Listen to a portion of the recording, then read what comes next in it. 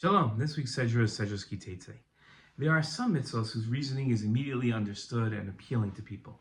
The prohibition against stealing and murder, the mitzvahs of prayer and charity, are all examples of easily understood and appealing mitzvahs. And there are other mitzvahs that are more challenging to understand. Prohibitions like mixing seeds that are reviewed in this week's Torah portion are more difficult to understand and are less appealing to people. In this week's Torah portion, we learn about the prohibition of mixing different types of seeds. And Torah says, "You shall not sow in your vineyard with a mixture that includes a second kind of seed, lest you set apart the growth of the seed you have planted and the produce of the vineyard." In his commentary to the prohibition of mixing seeds, Rashi wrote, "This prohibits sowing wheat and barley together with kernels of grapes, with one in the same hand, throwing them when planting." The Ibn Ezra explained that Rabbi Menachem ben Saruk, the Sfaradi, has already explained in his notebook that the word tikdash, lest you, is related to the word kodesh, sanctify. This means that the product of two seeds sown together becomes sacred because one mixes with the other. Earlier in the Torah we read that God said, "Let the earth sprout vegetation, seed-bearing plants, fruit trees of every kind on earth that bear fruit with the seed in it." And so it was so. In his commentary to this pasuk, Ramban explained that God said that all this vegetation should be after its kind.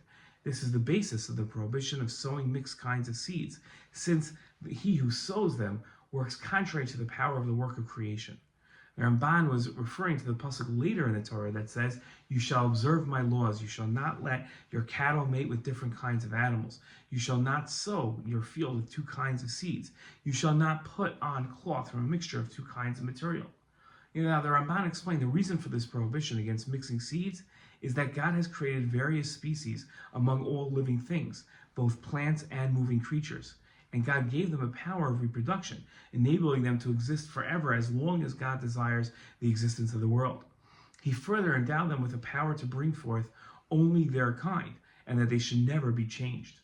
One who combines two different species, the Ramban says, changes and defies the work of creation, as if he was thinking that God has not completely perfected the world, and he desires to help along in the creation of the world by adding to it new kinds of creatures.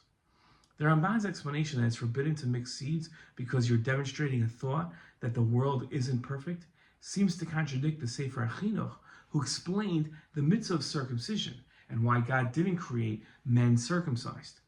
Chinuch wrote that God wanted man to complete the creation of his body, as God did not create him complete from the womb. It seems the Sefer Chinuch understands the world is created to imperfect, and man is given the challenge of improving the world. Now, there is no prohibition of improving the world. In fact, people are charged with making the world a better place. God created the world and set forth specific rules. Scientists study the physical phenomena of the world and call the collection of their observations nature. The study of nature is called science. The system that God created and the rules God uses to manage the physical world is perfect and shouldn't be altered. The details within that system is up to man to improve. Mixing seeds is altering the system. Other acts are improving the results of the system, and that's the difference between the two. Shabbat Shalom.